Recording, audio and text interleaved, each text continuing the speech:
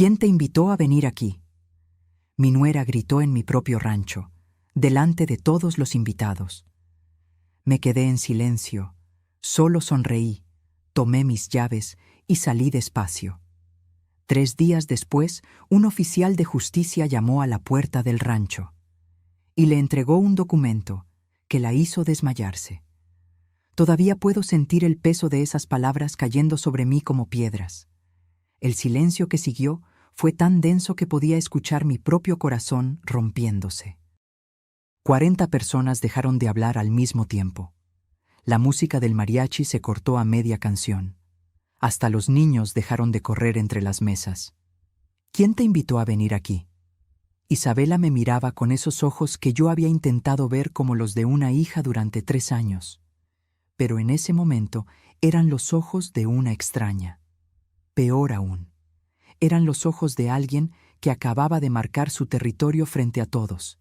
En mi territorio. Si esta historia te está atrapando tanto como me atrapó a mí ese día, suscríbete al canal para seguir conociendo historias que te harán reflexionar sobre la familia, el respeto y la dignidad. Porque lo que viene, nadie lo esperaba. Estaba parada en medio de la sala principal del rancho La Esperanza. Mi rancho. Las paredes que pinté con mis propias manos hace 40 años. El piso de talavera que instalé pieza por pieza cuando apenas teníamos para comer. Los ventanales que mi difunto Arnulfo y yo colocamos un domingo de junio bajo un sol que nos quemó la piel, pero no las ganas de construir algo nuestro. En mis manos sostenía una charola de barro con tamales de mole que había preparado durante 3 días. 3 días cocinando para el bautizo de mi nieto Mateo.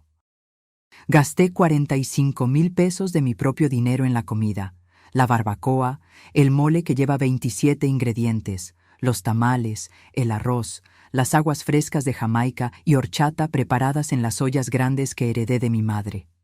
Nadie me pidió que cocinara. Nadie me incluyó en la organización. Pero yo lo hice porque así soy. Porque una abuela cocina para su familia.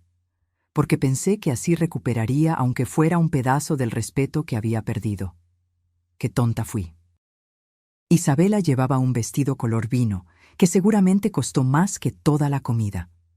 Sus uñas perfectas, su maquillaje impecable, su cabello recogido en un moño elegante. Frente a ella, yo con mi falda de manta bordada, mis guaraches cómodos y mi delantal todavía manchado de chile. «Ya hay servicio contratado, suegrita», agregó con esa voz dulce que usaba cuando había público. «Siéntese, descanse, esto ya no es su responsabilidad». Esto ya no es su responsabilidad. Como si el rancho no fuera mío. Como si yo fuera la invitada que se está excediendo en sus funciones. Miré alrededor buscando los ojos de mi hijo Damián. Lo encontré junto a la mesa del pastel, con Mateo en brazos. Mi hijo. El niño que parí en este mismo rancho hace 42 años porque no llegamos al hospital a tiempo. El hombre al que amamanté, crié, enseñé a trabajar la tierra, a respetar, a valorar lo que se construye con esfuerzo. Esperé. Esperé que dijera algo, que me defendiera, que recordara quién soy. Bajó la mirada. En ese momento sentí algo quebrarse dentro de mi pecho. No fue dramático, no grité ni lloré. Fue silencioso, como cuando una rama seca se parte por dentro antes de caer. Los invitados me miraban con esa mezcla de lástima y morbo que la gente pone cuando presencia una humillación ajena. Algunos de ellos eran mis vecinos de toda la vida. Otros eran amistades de Isabela que nunca había visto. Gente de la ciudad con ropa cara y copas de vino en la mano, disfrutando del rancho tan pintoresco de los Sandoval. Los Sandoval. El apellido de ella. No el mío, Aguirre. No el de mi esposo, Medina. Dejé la charola sobre la mesa más cercana. Las tazas tintinearon ligeramente. Podía sentir todas las miradas sobre mí, esperando. ¿Qué haría la vieja? ¿Lloraría? ¿Armaría un escándalo? ¿Se iría avergonzada? Hice algo que ninguno esperaba. Sonreí. No fue una sonrisa amable. Fue la sonrisa de alguien que acaba de entender todo el juego. Fue la sonrisa de 68 años de sabiduría cayendo en su lugar como fichas de dominó. Me limpié las manos en el delantal con toda la calma del mundo. Caminé hacia la entrada principal, donde colgaban varios juegos de llaves en un pequeño gancho de hierro forjado. Mis dedos se cerraron alrededor del aro que conocía de memoria, las llaves del rancho, de la camioneta, de las bodegas, del tractor, las llaves de todo, porque el rancho. La esperanza no era de Damián, no era de Isabela, era mío, solo mío. Las escrituras estaban a mi nombre. Cada centímetro de esas 180 hectáreas las había pagado con mi sudor. Nadie habló mientras caminaba hacia la puerta. Solo se escuchaban mis pasos sobre el piso de Talavera. Ese sonido me acompañó hasta mi camioneta, una Ford roja del 2015 que todavía funcionaba perfectamente porque yo misma le hacía mantenimiento. Arranqué el motor. Por el espejo retrovisor vi a algunas personas asomadas a las ventanas. Vi a Damián salir con el bebé en brazos, diciendo algo que no alcancé a escuchar. Y me fui. Conduje despacio por el camino de terracería, levantando una nube de polvo detrás de mí.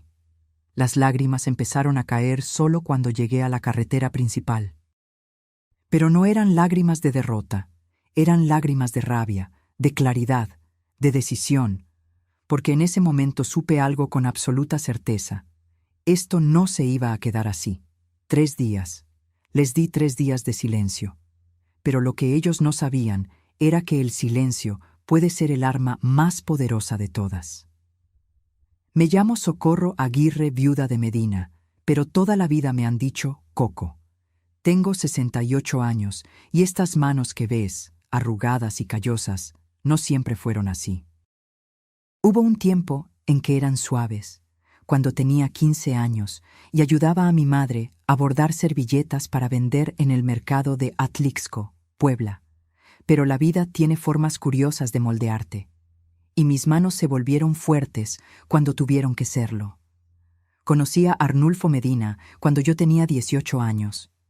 Él trabajaba en la construcción y ahorraba cada peso como si fuera el último. Algún día voy a tener mi propio terreno, me decía mientras caminábamos por el pueblo después de misa. Un lugar donde nadie me diga qué hacer ni cuándo hacerlo. Me casé con él a los 19. No tuvimos fiesta grande. Apenas juntamos para el vestido sencillo de algodón blanco y unas flores del jardín de mi tía Remedios. Pero teníamos algo más valioso que una boda lujosa. Teníamos un sueño compartido. Durante 10 años ahorramos. 10 años comiendo frijoles y tortillas, usando la misma ropa hasta que se deshacía, caminando kilómetros para no gastar en camión. Arnulfo trabajaba doble turno en la obra.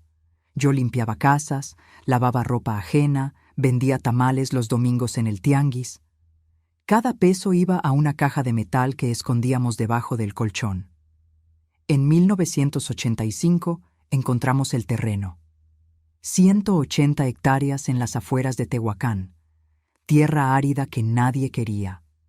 El dueño anterior había intentado cultivar y se rindió. Nos lo ofreció en 85,000 pesos, una fortuna en ese entonces. Pedimos prestado a un usurero que cobraba intereses que te desangraban, pero firmamos el contrato. El rancho La Esperanza. Arnulfo eligió el nombre. «Porque es lo único que tenemos, vieja», me dijo abrazándome entre el polvo y las piedras.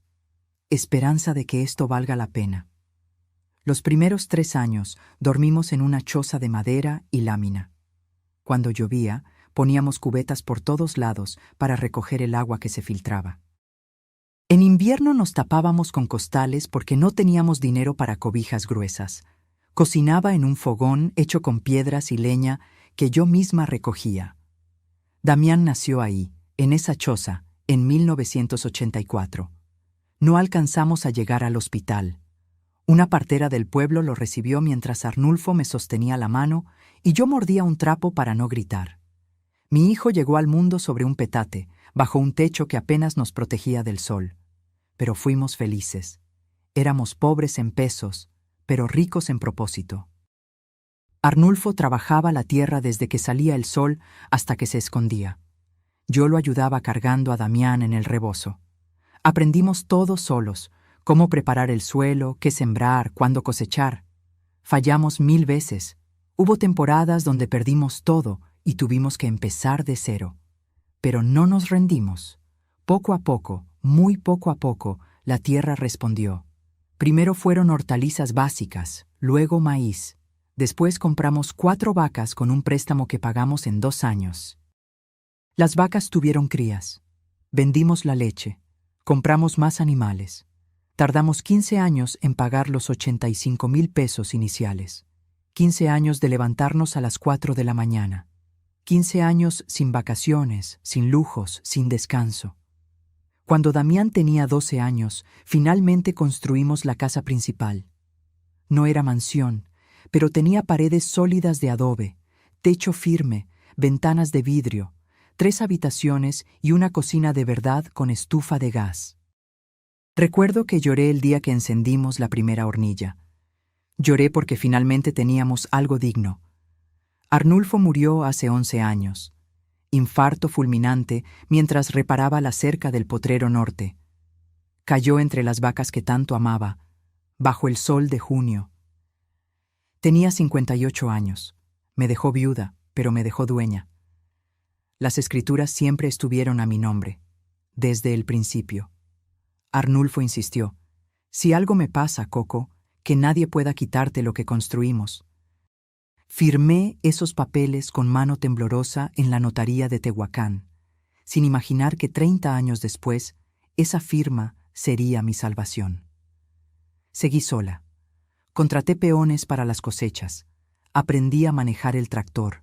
Sembré aguacate, que en esta región crece como bendición. Cada árbol que planté fue una promesa. Esto es para Damián, para sus hijos, para que nunca pasen lo que nosotros pasamos. Hoy, el rancho La Esperanza vale más de 12 millones de pesos. Las 180 hectáreas están sembradas de aguacate Hass que exportamos hasta Guadalajara. Tengo 32 cabezas de ganado, maquinaria agrícola, bodegas. La casa principal creció. Ahora tiene 5 habitaciones, 2 baños completos, sala amplia con esos ventanales que tanto trabajo nos costaron. Pero hay algo que vale más que todo eso junto. En el cajón de mi buró, envuelto en un paño de seda roja, guardo el reloj de bolsillo de mi abuelo Jacinto. Es de oro de 14 quilates, con una cadena gruesa y una tapa que tiene grabadas las iniciales JAR. Mi abuelo lo cargó durante la Revolución. Sobrevivió balaceras, hambre, persecuciones. Me lo entregó antes de morir. Cuídalo, Coquita. Es lo único que prueba que los Aguirre siempre hemos sido gente de palabra. Ese reloj vale, según el tasador, 280,000 pesos. Pero para mí no tiene precio. Es mi conexión con mi sangre, con mi historia, con quién soy. La tarde que salí del rancho después del grito de Isabela, ese reloj seguía en mi buró. Y 3 semanas antes había desaparecido. Cuando le pregunté a Isabela si lo había visto, me miró con esos ojos inocentes. Ay, suegrita, usted y sus cosas. Seguramente lo guardó en otro lado y ya no se acuerda. Ya sabe cómo es a su edad. A su edad. Como si mis 68 años fueran sinónimo de senilidad. Como si no recordara perfectamente dónde puse cada cosa en mi casa. Pero ese día, manejando hacia el pueblo con las lágrimas secándose en mis mejillas, tomé una decisión. No iba a quedarme callada. No iba a dejar que me trataran como un estorbo en el lugar que construí con sangre. Y ese reloj iba a aparecer, aunque tuviera que mover cielo y tierra. Porque 70 años de vida me enseñaron algo fundamental. La gente solo te quita lo que tú permites que te quiten. Y yo ya no iba a permitir nada más. Hace 3 años, Damián llegó al rancho con una sonrisa que no veía en su cara desde que era niño. Tenía 39 años entonces, y yo había dejado de preguntarle cuándo me daría nietos. Había tenido novias antes, relaciones que duraban meses y se desvanecían como el rocío bajo el sol. «Mamá, conocí a alguien», me dijo esa tarde mientras yo desgranaba elotes en el portal. Alguien especial. Se llamaba Isabela Sandoval. 28 años. Trabajaba en una boutique de ropa cara en Puebla. Damián la conoció cuando fue a la ciudad a vender un lote de aguacates a un distribuidor. Ella atendía en la tienda de al lado y, según mi hijo, fue amor a primera vista. Amor a primera vista. Qué bonito suena cuando no conoces el final de la historia. La primera vez que vino al rancho llegó en un taxi porque no manejo en terracería. Me da miedo. Salió del carro como si estuviera bajando de una alfombra roja. Vestido entallado color durazno, tacones altos que se hundían en la tierra, lentes oscuros de marca, bolsa que probablemente costaba más que mi camioneta. Yo estaba regando las plantas del jardín con mis botas de hule y mi sombrero viejo de palma. Tenía tierra bajo las uñas y el sudor me corría por la espalda. Así me encontró. «Mamá, ella es Isabela», gritó Damián desde lejos, emocionado como un crío. Me quité los guantes de jardinería y extendí la mano. Ella la miró un segundo de más antes de estrecharla con la punta de los dedos, como quien toca algo que podría ensuciarla. «Mucho gusto, señora Socorro», dijo con una sonrisa perfecta. Dientes blanquísimos, labios delineados, maquillaje impecable a pesar del calor. Qué rústica es su vida aquí, tan auténtica, rústica, auténtica. Palabras bonitas que significaban primitiva, atrasada, pobre. Pero me tragué la incomodidad. «Bienvenida, hija». «¿Gustas un agua fresca? Tengo de limón recién hecha». «Ay, no, gracias. No tomo nada que no sea embotellado, por cuestiones estomacales, ¿sabe?». Se abanicó con la mano. «Y hace un calor insoportable. No tienen aire acondicionado». Damián se rió nervioso. «Es rancho, amor. Aquí usamos ventiladores». Durante esa primera visita, Isabela no se sentó en ninguna silla sin antes limpiarla con una toallita desinfectante que sacó de su bolsa. No comió nada de lo que preparé porque «estoy en dieta keto, suegrita». Se quejó de los mosquitos, del polvo, del ruido de los gallos. Cuando se fueron, sentí un alivio que me avergonzó. ¿Qué clase de madre se alivia cuando la novia de su hijo se va? Pero Damián estaba enamorado, ciego, sordo, perdido en esos ojos verdes que sabían exactamente cómo mirarlo. 6 meses después, anunció que se casarían. «Mamá, sé que es rápido, pero cuando sabes, sabes», me dijo una noche mientras cenábamos. Isabela es diferente, es refinada, inteligente, me hace querer ser mejor. ¿Mejor que qué?, quise preguntar. Pero no lo hice. La planificación de la boda fue mi primer aviso real de quién era Isabela.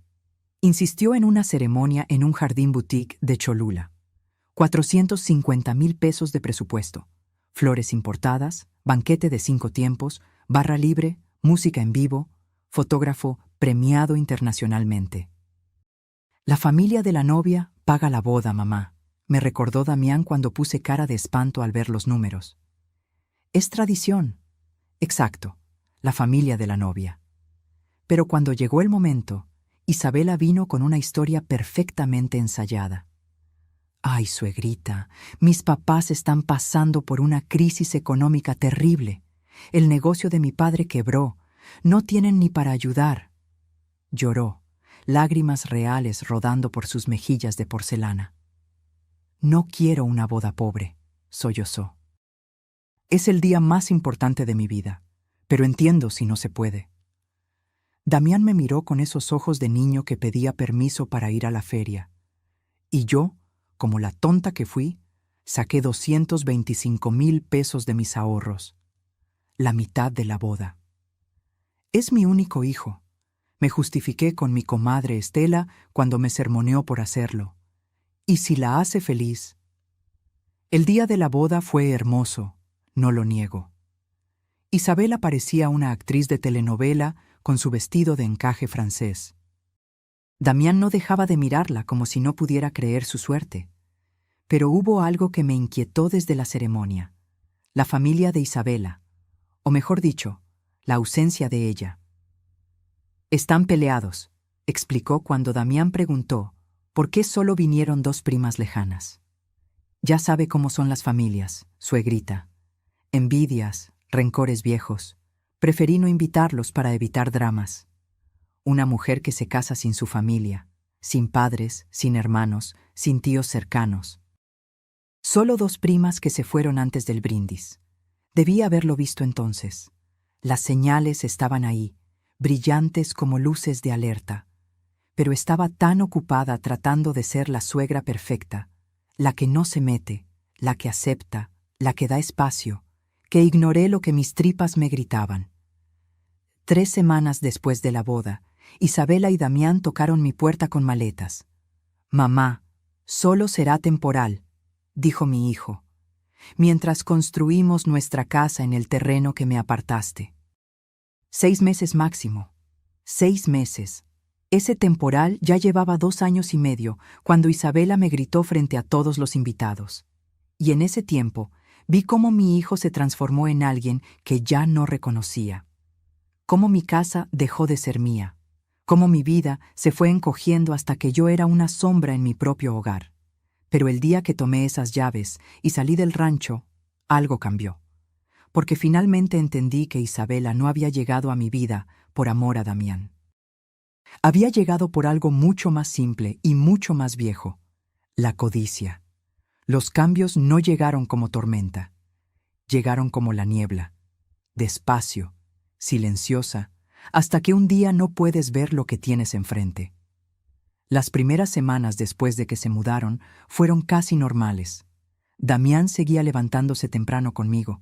Desayunábamos juntos en la cocina mientras planeábamos el trabajo del día. Él revisaba el riego de los aguacates. Yo supervisaba a los peones que reparaban cercas. Pero Isabela no madrugaba.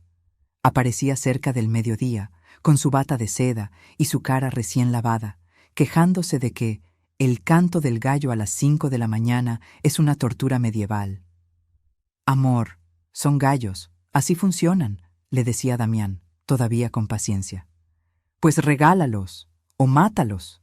No sé, haz algo», respondía ella sirviéndose café en una taza que trajo de su casa porque las mías eran demasiado corrientes. Un mes después, los gallos desaparecieron. Damián los vendió sin decirme. Yo había criado a esos animales desde pollitos. El gallo grande, al que llamábamos Pancho, tenía 5 años. Me despertaba cada mañana como un reloj fiel. «Mamá, ya no los necesitábamos», fue toda la explicación que me dio mi hijo. «Isabela tiene sueño ligero». Sueño ligero. En un rancho. Dejé pasar esa, y la siguiente, y la siguiente. Isabela comenzó a cambiar cosas para ayudar. Reorganizó mi cocina porque no tiene lógica tener los platos ahí. Tiró mis especias secas porque ya están vencidas, aunque sabía perfectamente que yo las renovaba cada temporada. Compró ollas nuevas de acero inoxidable, más higiénicas que las de barro que usaba desde hace 30 años. Mi casa comenzó a transformarse en algo que no reconocía.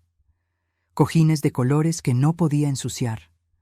Cortinas blancas que debía quitarme las botas antes de pasar cerca. Un tapete persa en la sala que costó 42,000 pesos y que me daba miedo pisar. «Es que quiero que esto se vea más presentable, suegrita», explicaba Isabela, «por si vienen visitas importantes». ¿Visitas importantes? En 30 años, las únicas visitas que recibíamos eran vecinos del pueblo y compradores de aguacate. Damián empezó a llegar tarde al trabajo en el campo. Primero 15 minutos, luego 1 hora. Después ya no llegaba hasta el mediodía. «Isabela necesita que la acompañe al doctor», me decía. O «tiene cita en el salón de belleza y no quiere ir sola». «Yo vamos a ver muebles para nuestra futura casa», la casa que nunca empezaron a construir. Lo vi adelgazar de preocupaciones que antes no tenía. Isabela quería cosas, siempre quería cosas. Un coche nuevo porque la camioneta huele a campo. Ropa porque no puedo usar lo mismo 2 veces en sus eventos. Joyas porque todas sus amigas tienen. ¿Cuáles amigas? ¿Cuáles eventos? Mi hijo comenzó a desaparecer frente a mis ojos. El hombre que reía arreglando tractores ahora fruncía el ceño viendo su celular. El que antes me contaba todo ahora contestaba en monosílabos. y cuando intentaba hablar con él a solas, Isabela aparecía. Siempre. ¿De qué hablan?, preguntaba con esa sonrisa. No me excluyan, somos familia. Familia. Esa palabra que usaba como llave para abrir todas las puertas y como cadena para cerrar las que le convenía. Empecé a escuchar susurros. Los sorprendía en su habitación, hablando en voz baja. Cuando yo pasaba, se callaban. Cuando preguntaba, nada, mamá, cosas de pareja. Una tarde, Isabela organizó una comida en el rancho sin avisarme. Llegué del pueblo con las compras y encontré mi sala llena de mujeres desconocidas. Vestidos de marca, uñas perfectas, risas ensayadas. ¡Ay, suegrita! ¿Ya llegó?, dijo Isabela como si yo fuera la que no debía estar ahí. Son mis amigas de Puebla. Les estaba enseñando el rancho. El rancho.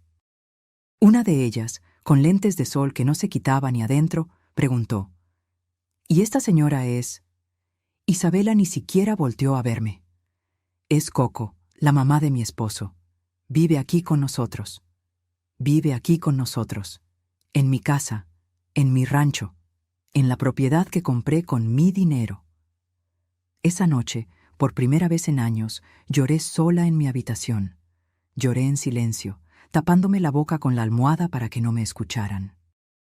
Porque darme cuenta de que estaba perdiendo a mi hijo dolía más que cualquier trabajo físico que hubiera hecho en mi vida. Pero lo peor aún no había llegado. Una mañana busqué el reloj de mi abuelo para llevarlo al joyero del pueblo. Quería que le cambiaran la cadena que estaba desgastándose. Abrí el cajón de mi buró, el mismo cajón donde lo guardaba envuelto en su paño de seda roja desde hacía 11 años. No estaba. Revisé el cajón completo. Saqué toda mi ropa interior, mis documentos, mis fotografías viejas. Nada. Revisé toda mi habitación. Debajo de la cama, detrás del ropero, en cada rincón. Nada. El corazón me golpeaba el pecho como martillo. Ese reloj era lo único material que me conectaba con mi abuelo, con mi historia, con los Aguirre que vinieron antes de mí. Salí de mi habitación temblando. Encontré a Isabela en la cocina pintándose las uñas en mi mesa. Isabela, ¿has visto un reloj de oro? Estaba en mi cajón.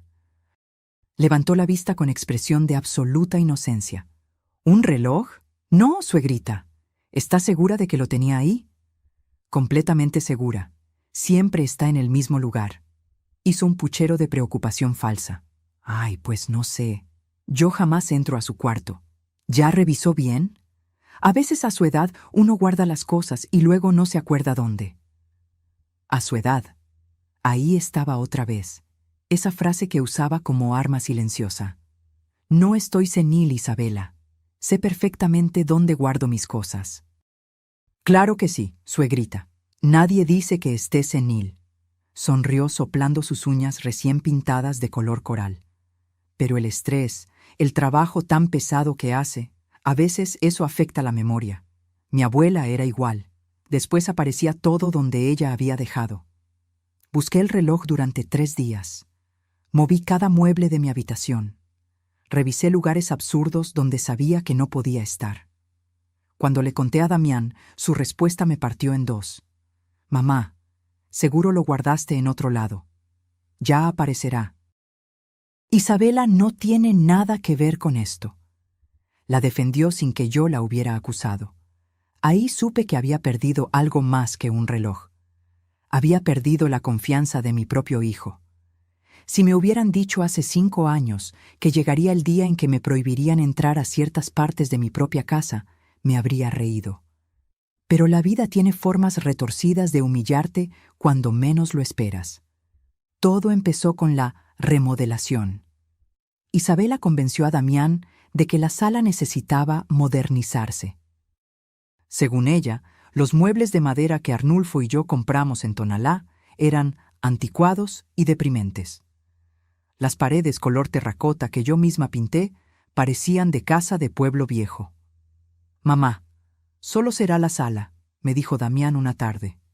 El resto de la casa sigue siendo tuya, pero déjanos hacer esto, por favor.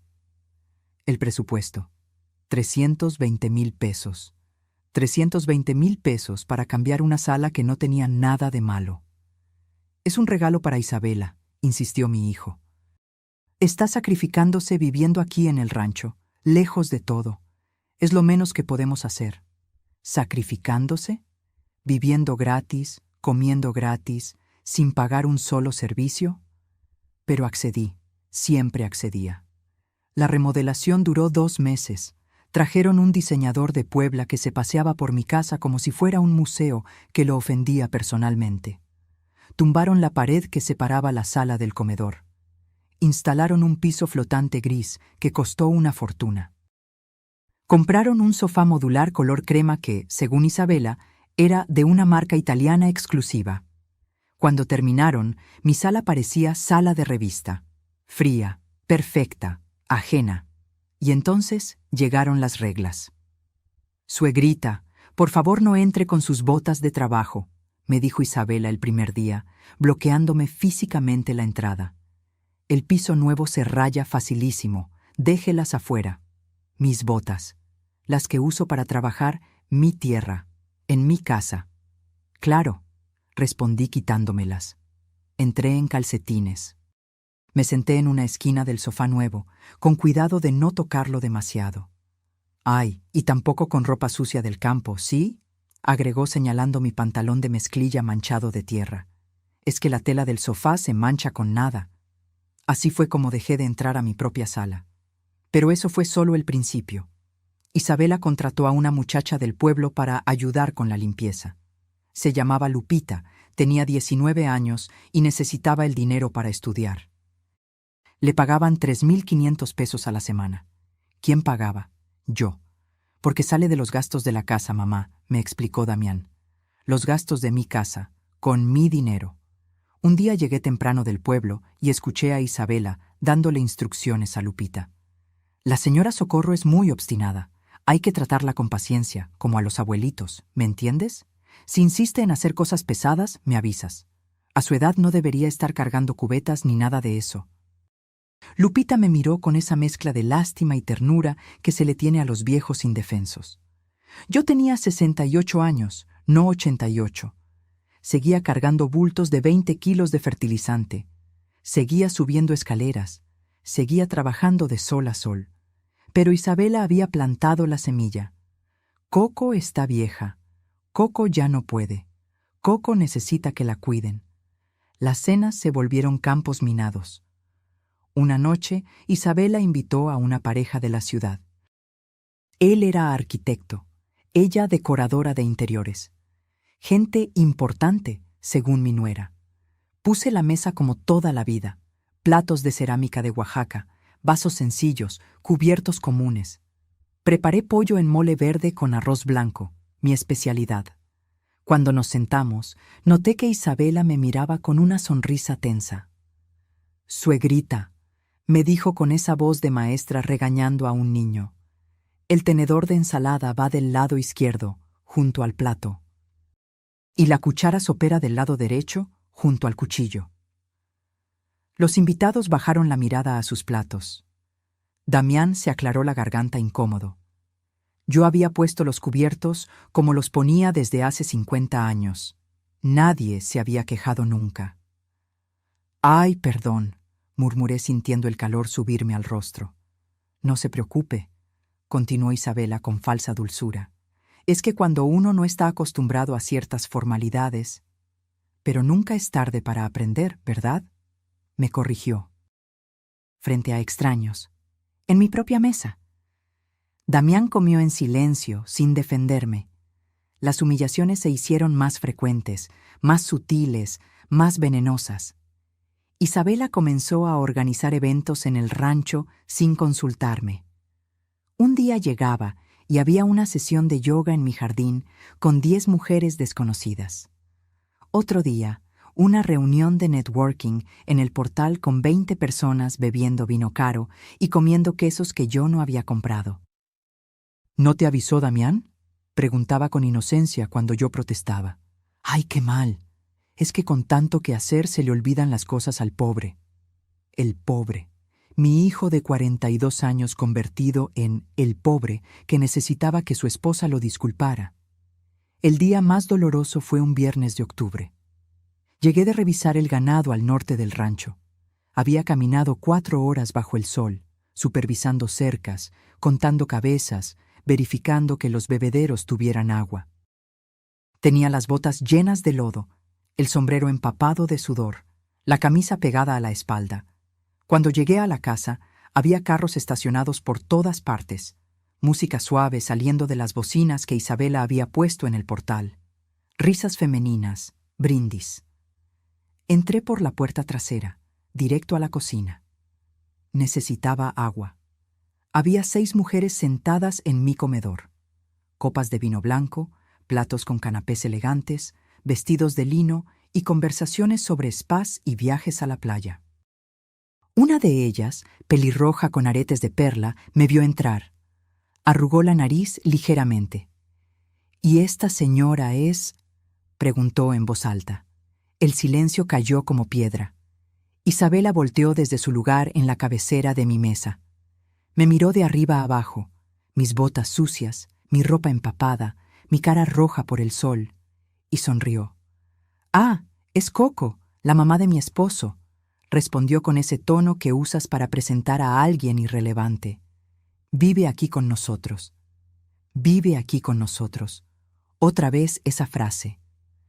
Como veneno cayendo gota a gota. No dijo, «Es la dueña del rancho». No dijo, «Es quien construyó todo esto». No dijo, «Esta es su casa». Dijo, «Vive aquí con nosotros». Como si fuera la abuela que Caridad recogieron, la que habita un rincón de la casa de sus hijos porque no tiene a dónde más ir.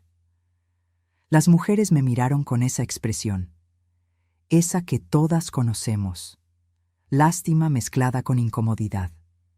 La señora mayor que interrumpe las reuniones elegantes con su presencia que no encaja. Tomé mi vaso de agua sin decir nada. Atravesé la cocina con la espalda recta, aunque cada paso me dolía no en el cuerpo, sino en el alma. Llegué a mi habitación, cerré la puerta, y por segunda vez en mi vida adulta lloré como una niña. Lloré porque me había vuelto invisible en mi propia casa. Lloré porque mi hijo no me defendía. Lloré porque estaba perdiendo todo, mi espacio, mi dignidad, mi voz. Pero más que nada, lloré porque tenía miedo. Miedo de terminar mis días como la abuela estorbosa que vive de la caridad de sus hijos. La que se calla para no causar problemas. La que acepta migajas de respeto en la casa que construyó con sus propias manos. Esa noche, acostada en mi cama, tomé una decisión. No iba a llorar más. Iba a actuar. Hay descubrimientos que te cambian la vida en un segundo. Un diagnóstico médico, un accidente, una traición. El mío llegó un martes por la tarde, escondido entre papeles sobre un escritorio que ya no reconocía como mío. Damián e Isabela habían ido a Puebla a resolver unos asuntos. Yo aproveché para limpiar la casa en paz, sin miradas que me juzgaran por cómo doblaba las toallas o acomodaba los platos. Entré a la habitación que había sido de Damián desde niño. Ahora era su oficina, llena de archiveros metálicos y un escritorio de cristal que costó 23,000 pesos. Iba a pasar solo el trapo, pero una carpeta manila sobre el escritorio me llamó la atención. Estaba abierta, como si alguien la hubiera estado revisando y salió con prisa. No soy de revisar cosas ajenas. Arnulfo me enseñó que la confianza es el pegamento de las familias. Pero algo en mi estómago se retorció. Un presentimiento. Una alarma que llevaba meses sonando bajito y que finalmente decidí escuchar. Abrí la carpeta. El primer documento era una cotización de una inmobiliaria de Tehuacán. Tasación de propiedad rural, Rancho La Esperanza, fecha, 2 semanas atrás. Mis manos empezaron a temblar antes de terminar de leer. Valor estimado de mercado, 12,500,000 pesos. Ubicación privilegiada. Tierra fértil con producción establecida de aguacate Hass. Construcciones en buen estado. Alta demanda en la zona. 12,500,000 pesos. Estaban tasando el rancho. Seguí revisando con el corazón martillándome las costillas. Había impresiones de páginas web sobre proceso de venta de propiedad rural. Había contactos de notarios. Había una lista escrita a mano con números. Precio venta, $12,500,000 comisión inmobiliaria, $625,000 impuestos estimados, $780,000 líquido aproximado, $11,095,000. Y abajo, con letra que reconocí como la de Isabela. Depto Polanco, $5,800,000 coche nuevo, $850,000 inversión, $3,000,000 viajes otros, $645,000 para suegra, $800,000 pesos, para mí. Para la mujer que construyó ese rancho desde cero. El papel se me cayó de las manos como si quemara. Me senté en la silla del escritorio porque las piernas no me sostenían. Mi vista se nubló, no de lágrimas, sino de una rabia tan pura que me sorprendió su intensidad. No era solo el dinero, era la frialdad del cálculo, la manera en que habían dividido mi vida como quien reparte un pastel, la tranquilidad con que me asignaban migajas de lo que me pertenecía. Guardé los papeles exactamente como los encontré. Me levanté, salí de esa habitación y seguí limpiando como si nada. Pero adentro, algo se había roto definitivamente. 2 días después, el destino me regaló la confirmación que no quería. Era de noche. Yo estaba en mi habitación, incapaz de dormir después de lo que había descubierto. Escuché voces viniendo de la sala, Isabela y Damián hablando. Me levanté en silencio. Caminé descalza por el pasillo oscuro. No quería espiar, o tal vez sí. Tal vez necesitaba escuchar con mis propios oídos lo que mis ojos ya habían visto. No puedes seguir posponiendo esto, decía Isabela. Su voz tenía ese filo que usaba cuando estaba molesta. Tu madre ya está mayor. 68 años, Damián. ¿Cuánto más va a durar trabajando así? ¿Qué pasa si le da algo en el campo? Lo sé, pero es difícil. La voz de mi hijo sonaba cansada. ¿Difícil? ¿Difícil es ver cómo se nos escapa la oportunidad de nuestra vida? El rancho está cotizado en 12,5 millones. 12 millones, amor. ¿Tienes idea de lo que podríamos hacer con eso? Silencio. Largo. Doloroso. Isabela. Con 800,000 pesos tu mamá puede vivir perfectamente sus últimos años. Rentar un departamento pequeño en el pueblo, tener para sus gastos, es más que suficiente. Es generoso, incluso. Generoso. Me tapé la boca con la mano para no hacer ruido. Para no gritar. Imagínate, continuó Isabela, y pude escuchar la sonrisa en su voz. Un departamento en Polanco, yo volviendo a la ciudad, tú trabajando en algo que no te destroce la espalda. Viajes, una vida de verdad, no este encierro de pueblo que huele a estiércol. Es que... Damián hizo una pausa. Es el rancho de mi mamá. Todo lo que construyó con mi papá. Exacto. Lo que construyó. Pasado. Ya lo hizo. Ya lo vivió. Ahora es tu turno. Es nuestro turno. ¿O vas a esperar a que se muera para poder vivir tu propia vida? El silencio que siguió fue peor que cualquier respuesta, porque ese silencio significaba que mi hijo estaba considerándolo. Déjame pensarlo, dijo finalmente Damián. Es que no sé cómo planteárselo. Fácil. Le dices que es para proteger la propiedad, que si algo le pasa, el rancho podría meterse en problemas legales, que es mejor que esté a tu nombre. Muchos hijos lo hacen, es normal. ¿Y si se niega? Isabela soltó una risa corta, sin humor. No se va a negar. Es tu madre. Te ha dado todo en la vida. No va a empezar a decirte que no ahora. Regresé a mi habitación con pasos de fantasma. Me acosté. Miré el techo oscuro hasta que amaneció. 3 días después, exactamente como Isabela había predicho, Damián vino a buscarme. Yo estaba podando los rosales del jardín. Mi pequeño acto de rebeldía diario, seguir trabajando mi tierra, cuidando lo mío, aunque me miraran como si fuera una vieja terca. Mamá, ¿podemos hablar? Su tono era serio, el que usaba cuando tenía que decirme algo importante. Dejé las tijeras de podar. Dime. He estado pensando. Se pasó la mano por el cabello, nervioso. Ya tienes 68 años, trabajas demasiado. Yo me preocupo por ti.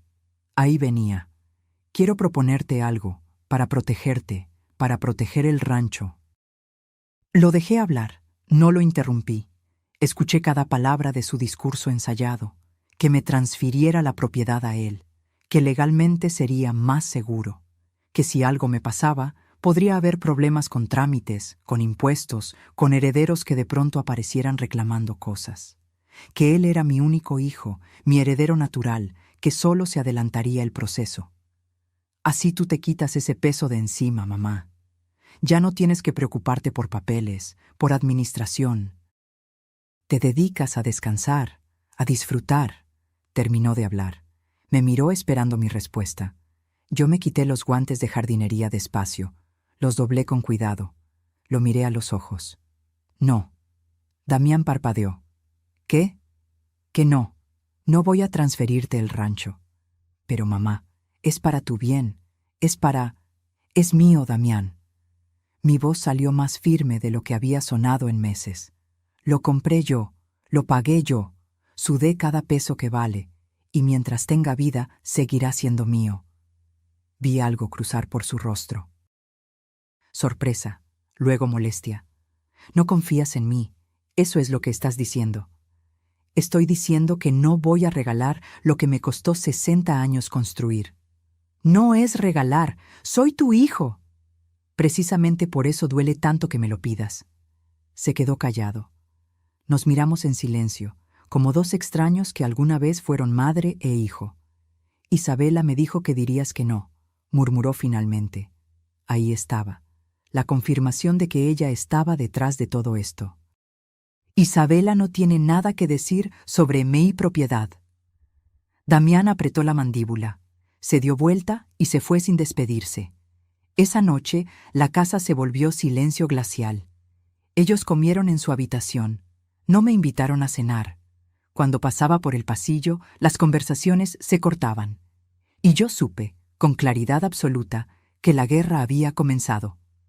Pero esta vez no iba a pelear sola y desarmada. Esta vez tenía un plan. Mateo nació un lunes de marzo. Me enteré por un mensaje de WhatsApp. Mamá, nació el bebé. 3.2 kilos. Todos bien. Ni siquiera me avisaron cuando Isabela entró en labor. Ni me llamaron para ir al hospital. Solo un mensaje frío, como quien notifica que llegó un paquete. Fui esa misma tarde. Compré un ramo de flores blancas y un osito de peluche en la tienda del pueblo. Manejé los 40 minutos hasta el hospital privado de Puebla, con el corazón galopándome de emoción. Mi primer nieto. La continuación de mi sangre. Un pedacito de Arnulfo, de mí, de todo lo que fuimos. Isabela estaba en una habitación privada que parecía hotel de lujo. Damián cargaba al bebé envuelto en una manta azul cielo. «Mamá, mira, es Mateo», dijo con una sonrisa cansada pero genuina. Lo tomé en brazos. Ese peso tibio, ese olor a nuevo, esa carita arrugada que bostezaba sin abrir los ojos. Sentí algo derretirse dentro de mí, algo que había estado congelado desde hacía tanto tiempo. «Es hermoso», susurré. «Igualito a ti cuando naciste». «Bueno, ya estuvo de visita, suegrita», interrumpió Isabela desde la cama, con voz débil pero firme. «Necesito descansar. El parto fue muy traumático». 5 minutos. Me dieron 5 minutos con mi nieto. Los siguientes 2 meses apenas vi a Mateo.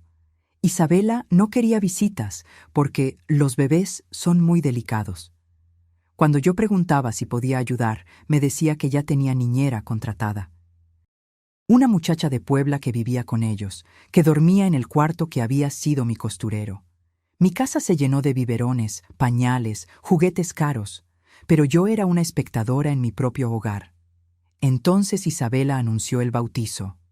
«Será aquí en el rancho», dijo una tarde mientras daba de comer a Mateo.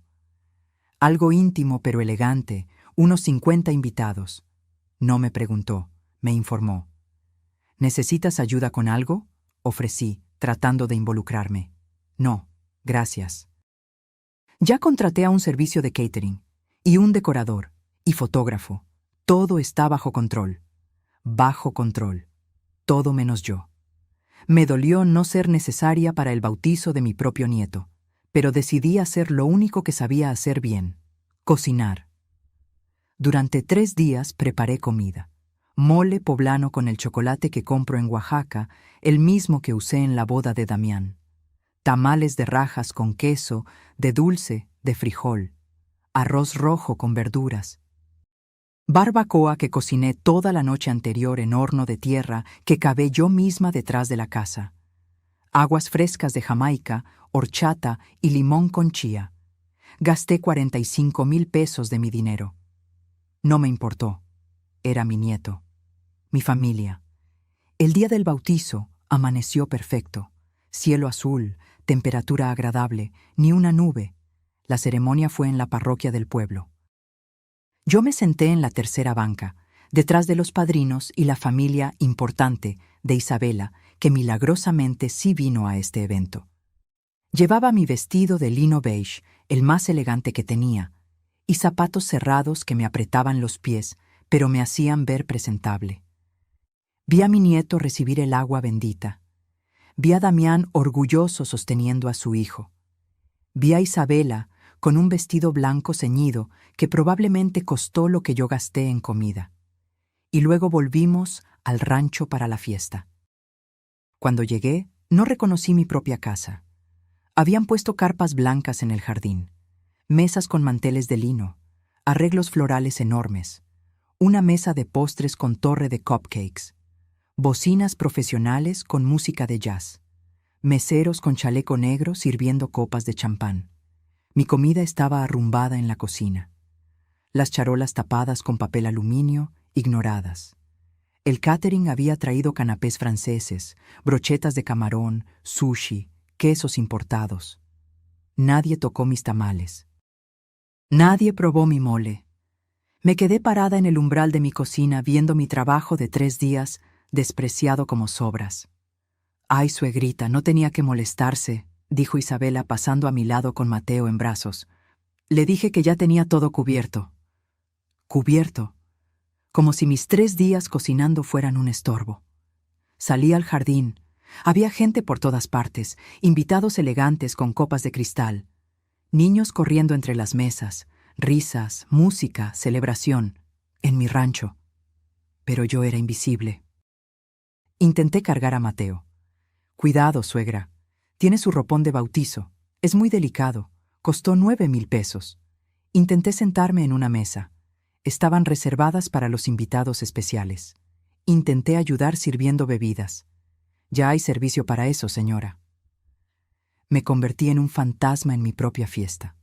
Entonces decidí hacer lo último que me quedaba: traer la comida que preparé. Al menos los vecinos del pueblo, gente humilde que conocía de toda la vida, apreciarían un buen mole. Entré a la cocina. Tomé la charola más grande con tamales. Pesaba, pero la cargué con cuidado.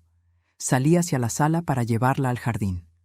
La sala estaba llena, 40 personas, tal vez más, todos de pie con sus copas, riendo, brindando. Crucé el umbral con mi charola, e Isabela me vio. Se hizo un silencio, no inmediato. Primero fue su voz cortando el aire como navaja. «¿Quién te invitó a venir aquí?» El mundo se detuvo. La música siguió sonando, pero ya no la escuché. Las conversaciones murieron. Todos los ojos cayeron sobre mí. Yo, parada en medio de mi sala, con una charola de comida que preparé con amor, en mi casa, en mi rancho. «Ya hay servicio contratado, suegrita». Su voz ahora era dulce, pero sus ojos eran piedra. «Siéntese, descanse. Esto ya no es su responsabilidad». Esto ya no es su responsabilidad. Como si fuera una empleada vieja que se está excediendo. Como si no fuera la dueña de cada ladrillo, cada árbol, cada centímetro de tierra donde pisaban. Busqué a Damián. Estaba junto a la ventana, con Mateo dormido en brazos. Nuestros ojos se encontraron, y él bajó la mirada. En ese momento, algo dentro de mí no se rompió, se endureció. como el barro que se convierte en cerámica bajo el fuego. Dejé la charola sobre la mesa más cercana. Las tazas tintinearon. Sonreí. Fue la sonrisa más tranquila que he puesto en mi vida. La sonrisa de alguien que acaba de tomar una decisión irrevocable. Caminé hacia la entrada. Tomé del gancho mis llaves, las de la camioneta, las del rancho, las de todo, y salí, despacio, con la espalda recta, con cada gramo de dignidad que me quedaba. Los escuché murmurar a mis espaldas. Sentí sus miradas clavadas como alfileres, pero seguí caminando. Subí a mi camioneta. Arranqué. Salí por el camino de terracería levantando polvo. Y mientras manejaba con lágrimas silenciosas rodando por mi cara, supe que acababa de vivir mi última humillación. Porque lo que venía no sería silencio ni sumisión, sería justicia. Manejé hasta la casa de mi comadre Estela sin saber exactamente por qué. Solo sabía que no podía quedarme en el rancho esa noche. No podía dormir bajo el mismo techo donde acababan de escupirme en la cara. Estela abrió la puerta y no preguntó nada. Me vio la cara y simplemente me abrazó. «Pasa, Coco. Tengo café recién hecho». Dormí en su cuarto de visitas, en una cama sencilla con sábanas que olían a lavanda. Por primera vez en semanas, dormí sin sobresaltos, sin escuchar pasos en el pasillo, sin sentir que cada respiración molestaba a alguien. Desperté antes del amanecer, como siempre, pero esta vez desperté diferente. Algo había cambiado durante la noche. Mientras dormía, mientras mi cuerpo descansaba, mi mente había estado trabajando, ordenando piezas, viendo el tablero completo. Me senté en la cama y agarré mi celular. Tenía 17 mensajes de WhatsApp. Damián. Mamá, ¿dónde estás? Damián. Isabela se pasó, ya hablé con ella. Damián. ¿Estás bien? Contesta, por favor. Damián. Los invitados se fueron, deberías regresar. Damián. Mamá, esto es tu casa también. No te vayas así. Tu casa también. No, es tu casa. No, regresa a tu rancho. Sino, tu casa también. Como si fuera compartida, como si yo fuera inquilina con derechos limitados. No contesté ningún mensaje. El día 2, los mensajes cambiaron de tono. Damián. Mamá, ya llevamos 2 días sin saber de ti. Estamos preocupados. Damián. Isabela dice que está arrepentida. Fue el estrés del bautizo. Damián. Voy a ir a buscarte al pueblo.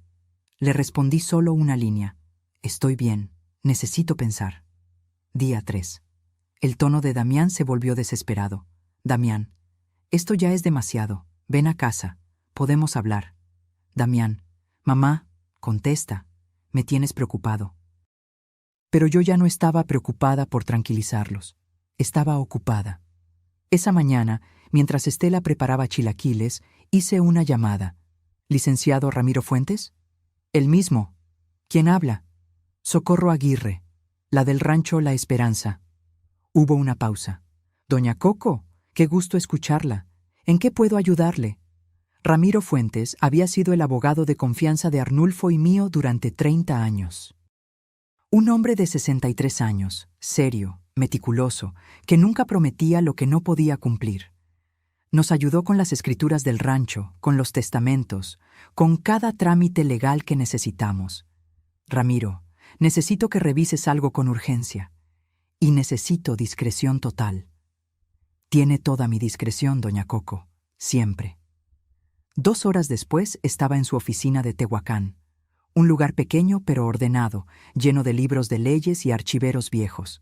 Le conté todo, sin adornos. Sin victimizarme, solo los hechos, los mensajes que escuché, los documentos que encontré, la tasación del rancho, el plan de venta, los 800,000 pesos que me querían dar. Ramiro escuchó en silencio, tomando notas en una libreta amarilla. Cuando terminé, se quitó los lentes y los limpió con un pañuelo. Lo hacía cuando estaba procesando algo serio. ¿Las escrituras siguen a su nombre únicamente?, preguntó. Sí, nunca las cambié. ¿Damián tiene algún poder notarial sobre la propiedad? No, nada. ¿Firmó algún documento últimamente que no haya leído completo? No, me negué cuando me pidieron la transferencia.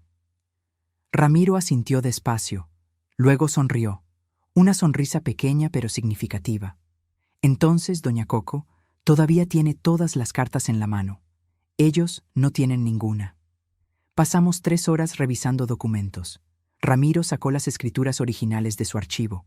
Las estudiamos línea por línea. El rancho está 100% a su nombre, confirmó.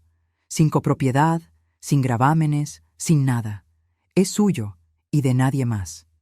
¿Y ellos pueden sacarme? ¿Sacarla? Doña Coco, es al revés. Ellos están viviendo en su propiedad por autorización verbal suya. En términos legales, eso se llama comodato precario. Usted puede revocarlo cuando quiera. Sentí un escalofrío recorrerme la espalda. No de miedo, de poder. Quiere decir que puede pedirles que desalojen, legalmente.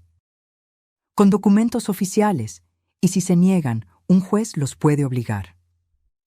El silencio llenó la oficina. Ramiro me miraba con esa expresión que tienen los abogados cuando saben que tienen un caso sólido. Pero hay algo más, continué. Le conté del reloj de mi abuelo, la desaparición, las insinuaciones de Isabela sobre mi memoria. Eso es más delicado, dijo Ramiro escribiendo. Necesitaríamos pruebas de que ella lo tiene. Tengo fotos del reloj. Tengo el certificado de autenticidad que me dio el joyero cuando lo tasaron hace 5 años. Y tengo testigos que saben que yo lo guardaba siempre en el mismo lugar. Perfecto. Voy a contratar a alguien. ¿A quién? A una investigadora privada. Se llama Patricia Montes. Es discreta, eficiente y encuentra cosas que otros no ven. Si su nuera empeñó o vendió ese reloj, Patricia lo va a descubrir. El costo, 18,000 pesos por una semana de investigación. No lo pensé 2 veces. Adelante. Salí de esa oficina siendo otra mujer.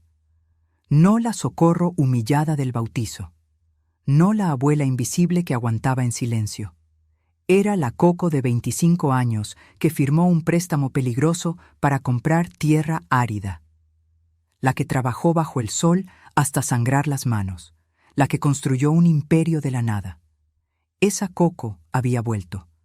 Los siguientes 3 días fueron de silencio estratégico. Damián seguía mandando mensajes. Yo contestaba lo mínimo. Estoy bien. Necesito tiempo. No voy a regresar todavía. Mientras tanto, Patricia Montes trabajaba y Ramiro preparaba documentos. La tarde del día 3, Patricia me llamó. Doña Socorro, encontré algo. Necesito que venga a mi oficina. Fui inmediatamente. Patricia era una mujer de 40 y tantos años, cabello corto, ojos inteligentes que no perdían detalle. Me mostró fotos en su computadora. Isabela entrando a una casa de empeño en Puebla. Fecha: 3 semanas antes de que yo notara la desaparición del reloj. Isabela saliendo con un sobre amarillo, el tipo de sobre donde dan el dinero en efectivo. Y lo mejor, el comprobante. Patricia había convencido al dueño de la casa de empeño, con una propina de 3,000 pesos, de que le mostrara el registro. Ahí estaba. Reloj de oro de bolsillo con cadena. Grabado, J.A.R., empeñado por 85,000 pesos a nombre de Isabela Sandoval de Aguirre. Mi reloj, mi historia, mi sangre. Vendido por 85,000 pesos. ¿Puede recuperarlo? Pregunté con la voz temblorosa. Puede. Tiene que pagar la cantidad empeñada más intereses. Serán como 95,000 pesos en total. Lo quiero de vuelta. Entonces necesitamos actuar rápido. El plazo de empeño vence en 2 semanas. Después de eso, pueden venderlo a terceros y será casi imposible recuperarlo. Ramiro, que había venido conmigo, sonreía de oreja a oreja. Doña Coco, con esto tenemos todo lo que necesitamos. Esa noche, de regreso en casa de Estela, Ramiro me entregó un folder manila. Adentro había 3 documentos preparados, limpios, profesionales, letales. Mañana, si usted está de acuerdo, enviamos al oficial de justicia, dijo. Abrí el folder. Leí el primer documento. Notificación de desalojo por revocación de comodato precario. Sonreí. Por primera vez en meses, sentí esperanza. El día 3 por la tarde, firmé los documentos en la oficina de Ramiro. Mi mano no tembló ni una vez. ¿Está completamente segura, doña Coco?, preguntó el licenciado por tercera vez. Una vez que enviemos al oficial, no hay vuelta atrás. Esto va a explotar. Más segura que nunca en mi vida. El oficial de justicia se llama Ernesto Campos. Un hombre serio de unos 50 años que lleva 20 haciendo notificaciones legales. Ramiro me aseguró que era discreto y eficiente. Irá mañana a las 3 de la tarde, me explicó Ramiro. Tocará la puerta, se identificará y entregará los documentos en mano a cualquier adulto que abra, preferiblemente a Damián o Isabela directamente. ¿Y yo? Usted se queda aquí, en mi oficina, conmigo. Su teléfono va a explotar en cuanto lean los papeles y necesita estar tranquila y rodeada de gente que la apoye. Esa noche no pude dormir, no por miedo, sino por anticipación. Por primera vez en meses, sentía que tenía control sobre mi propia vida. A las 2 de la tarde del día siguiente estaba en la oficina de Ramiro. Él me preparó té de manzanilla que no tomé. Estela vino a acompañarme. Me sostuvo la mano sin decir nada. A las 3:05, mi teléfono empezó a sonar. Damián. No contesté. Volvió a sonar. Y otra vez. Y otra. A las 3:12 llegó el primer mensaje de voz. La voz de mi hijo sonaba alterada, casi histérica. «Mamá, ¿qué es esto? ¿Un desalojo? ¿Nos estás sacando de la casa? Llámame ahora, ahora». Ramiro me quitó el teléfono de las manos. «No conteste nada todavía. Deje que procesen». El teléfono no dejaba de vibrar, llamada tras llamada, mensaje tras mensaje. A las 3:23, Ramiro recibió una llamada en su oficina. Atendió con voz profesional. «Despacho Jurídico Fuentes, buenas tardes». Escuchó un momento. Una sonrisa pequeña apareció en su rostro. «Sí, soy el abogado de la señora Socorro Aguirre. No puedo discutir los detalles por teléfono. La notificación es completamente legal. Tienen 15 días hábiles para desalojar voluntariamente la propiedad. Sí, puede venir mañana a las 10 si gusta, con su propio abogado si lo desea. Hasta luego». Colgó. Me miró. Era su hijo. Está furioso. Dice que esto es una locura, que usted está siendo manipulada, que cómo es posible. Le dije que viniera mañana a hablar civilizadamente.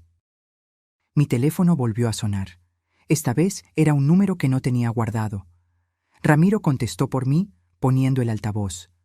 «¿Señora Socorro?» Era una voz femenina, joven, nerviosa. «Soy Lupita, la muchacha que trabajaba en la casa. Solo llamaba para decirle que la señora Isabela se desmayó. Tuvieron que llamar a la ambulancia». Sentí un vuelco en el estómago. «¿Está bien?» «Sí, ya despertó.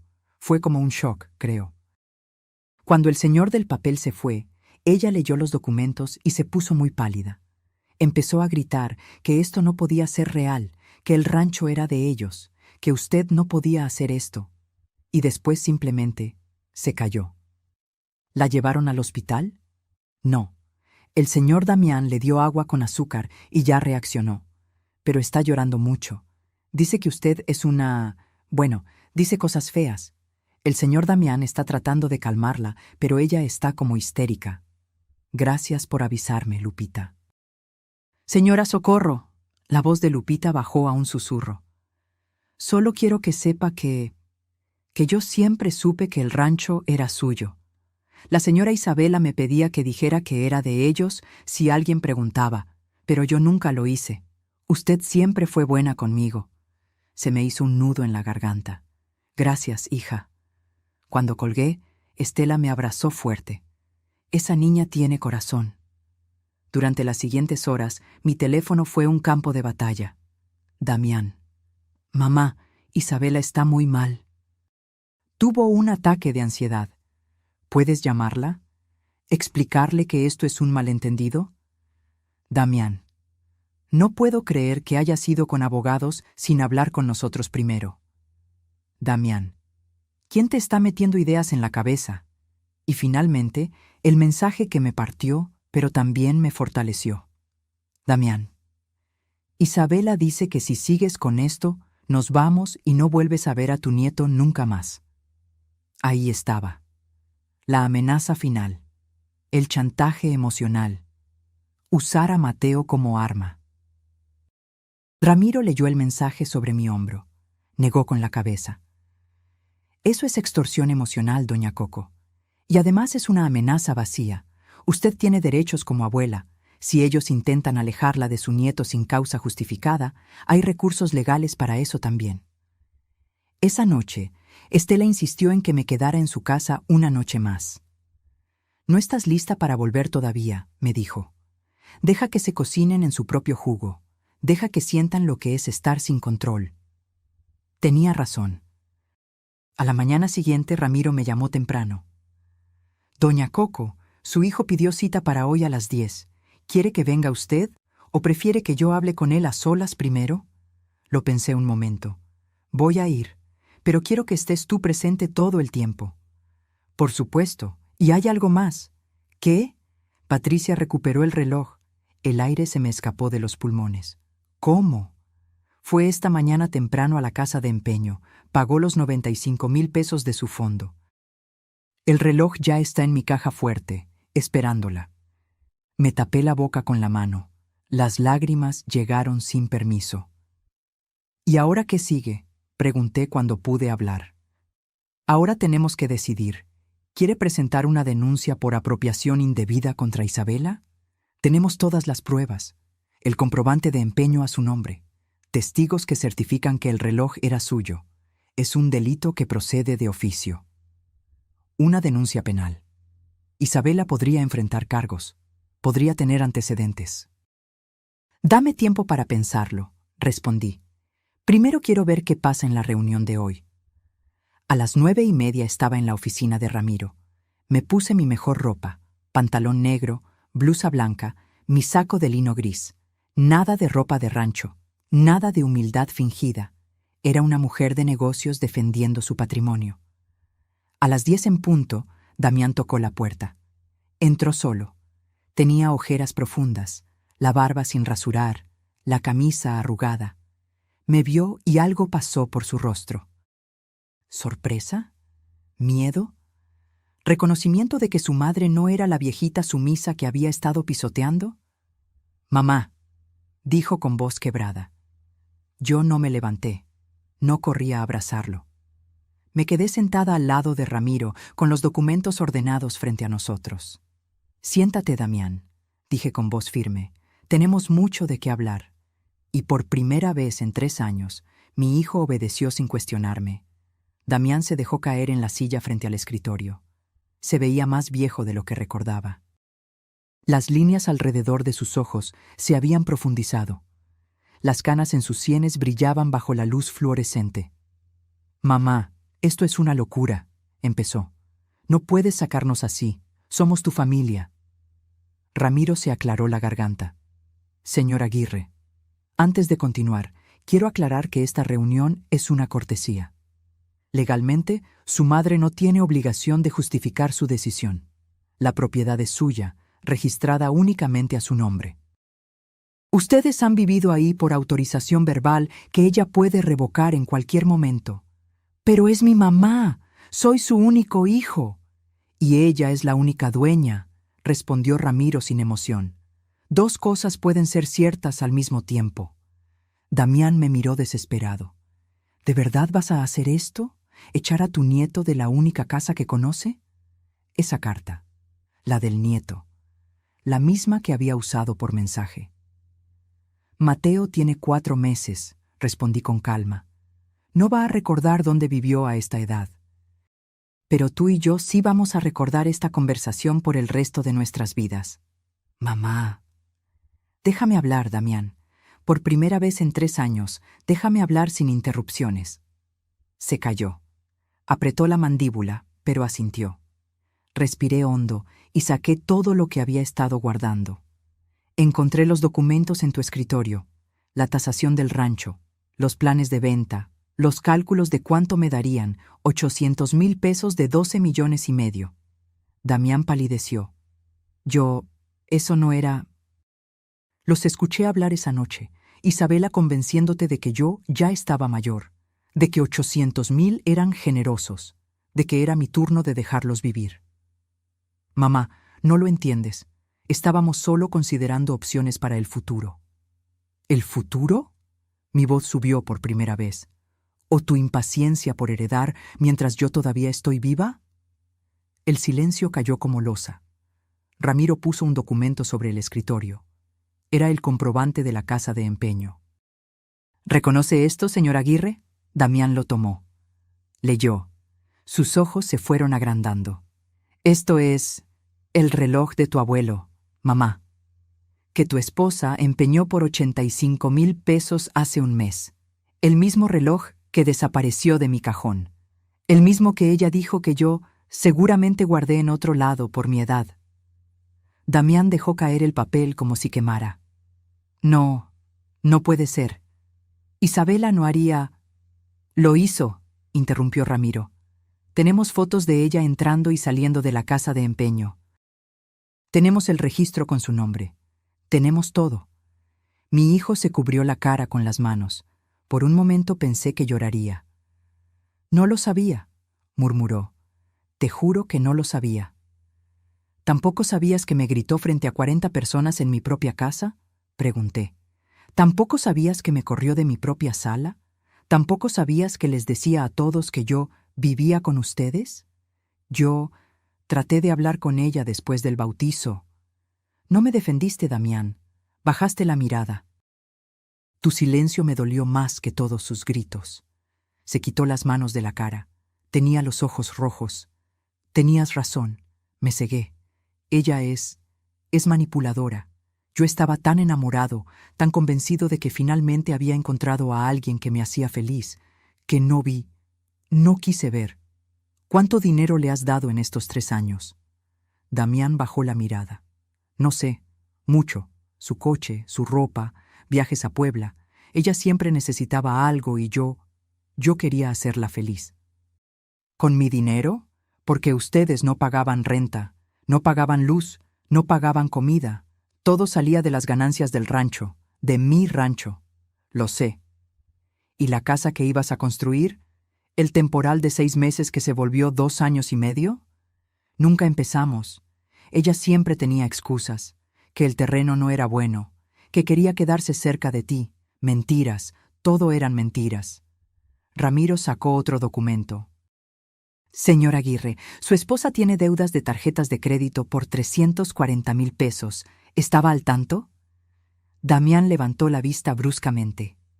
¿Qué? No, nos casamos por separación de bienes. Sus deudas no son mías.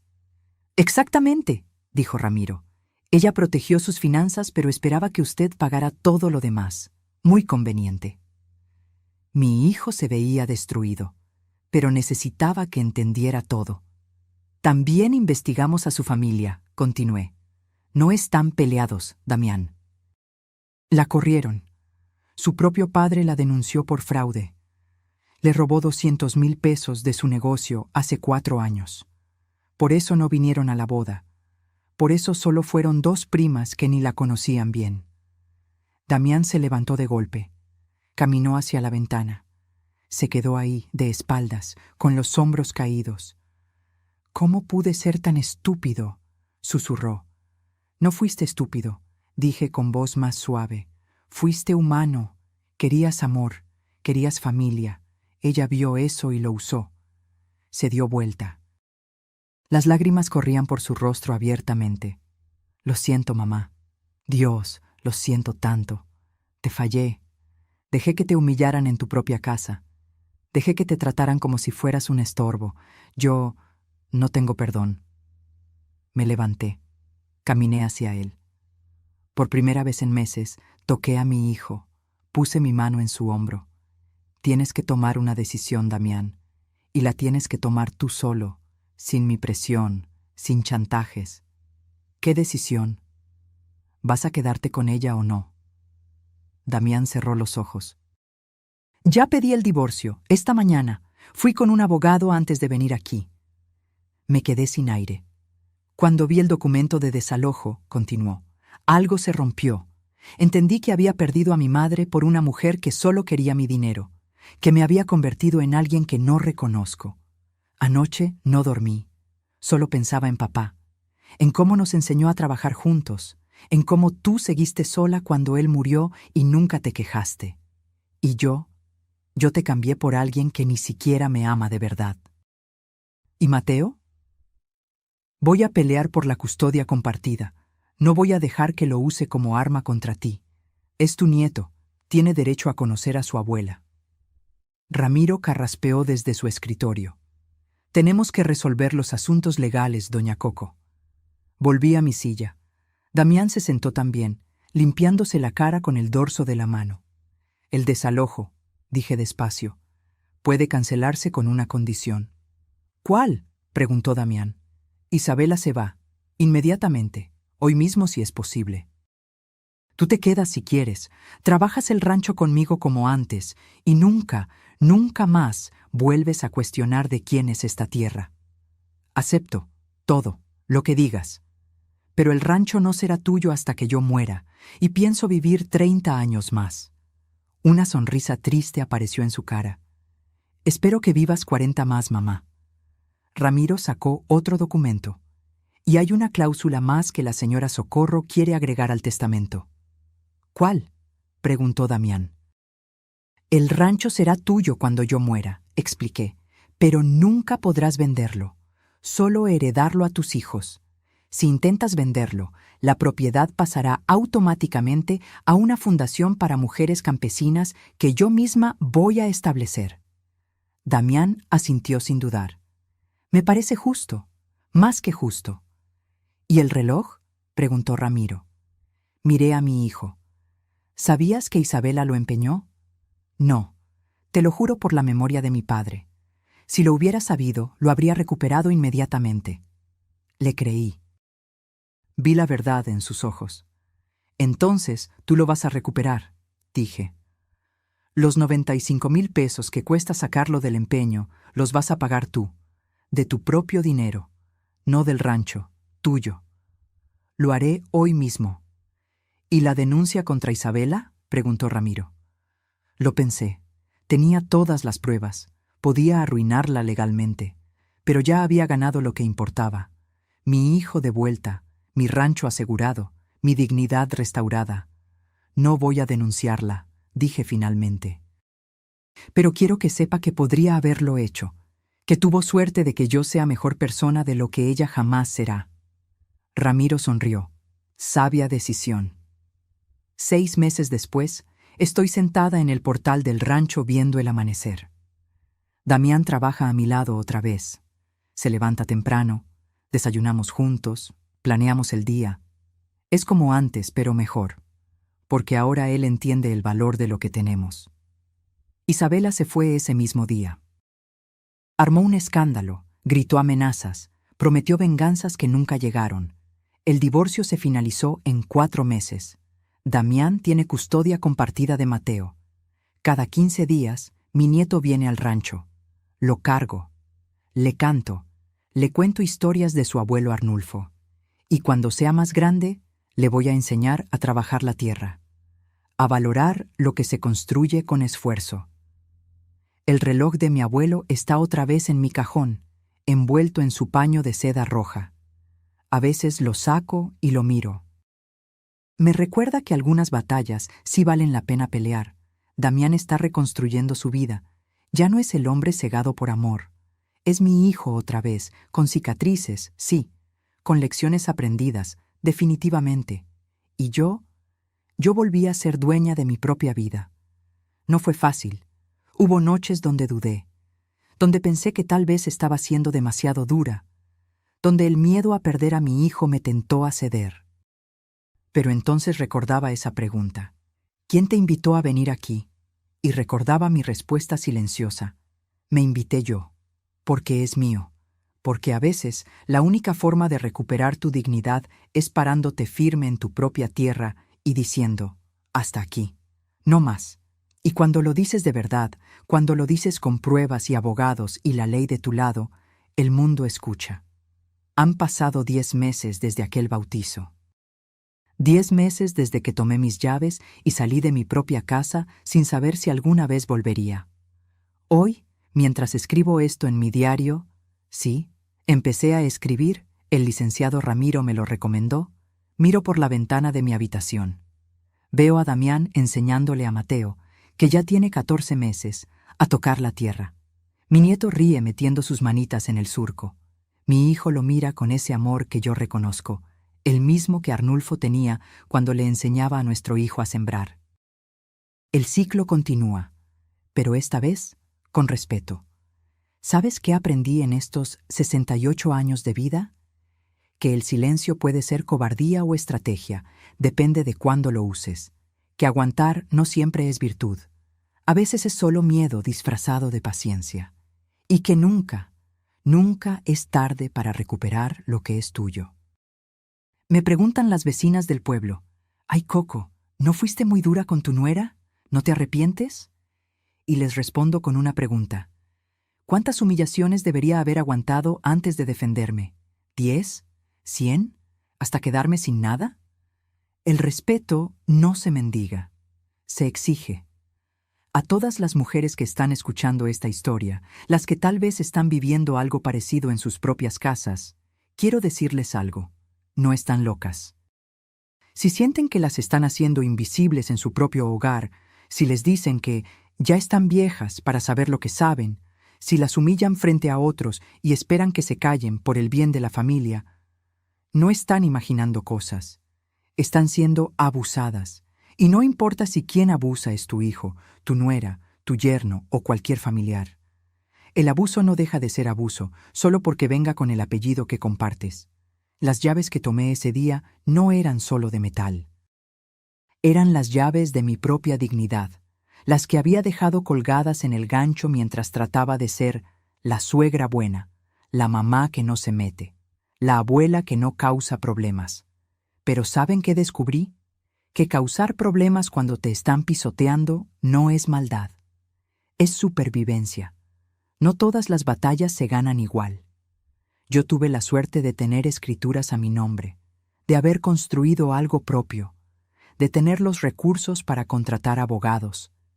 Sé que no todas tienen eso, pero todas tienen algo, su voz, su verdad, su negativa a seguir siendo invisibles. Algunas veces la justicia llega de formas pequeñas. Poner un límite, decir no sin dar explicaciones, exigir respeto en tu propia mesa. Otras veces, como en mi caso, llega con documentos legales y desalojos. Cada mujer tiene que encontrar su propia forma de pelear. Pero pelear, eso sí, hay que pelear, porque nadie va a valorar lo que tú misma no valores. Nadie va a respetar lo que tú misma no defiendas. Ayer, Damián me pidió perdón otra vez. Ya ha pedido perdón muchas veces, pero ayer fue diferente. «Mamá», me dijo mientras cenábamos, «quiero que Mateo crezca viendo a su abuela fuerte, no a una mujer que se deja. Quiero que aprenda de ti lo que yo olvidé, que el amor no se demuestra con sumisión, sino con dignidad». Me acordé de mi abuelo Jacinto, del reloj que ahora está otra vez a salvo en mi cajón. Me acordé de Arnulfo, que insistió en poner el rancho a mi nombre porque sabía que las mujeres necesitamos protección legal, no solo promesas. Y entendí que esta historia no es solo mía. Es de todas las mujeres que construyeron imperios con sus manos callosas, las que levantaron familias, negocios, hogares, las que dieron todo y un día se encontraron siendo tratadas como estorbos en lo que ellas mismas crearon. Esta historia es para ustedes. Para que sepan que no importa la edad que tengan, si está a tu nombre, es tuyo. Si lo construiste tú, es tuyo. Si lo pagaste con tu sudor, es tuyo. Y nadie tiene derecho a quitártelo. Mientras termino de escribir esto, escucho a Mateo gritar de alegría en el jardín.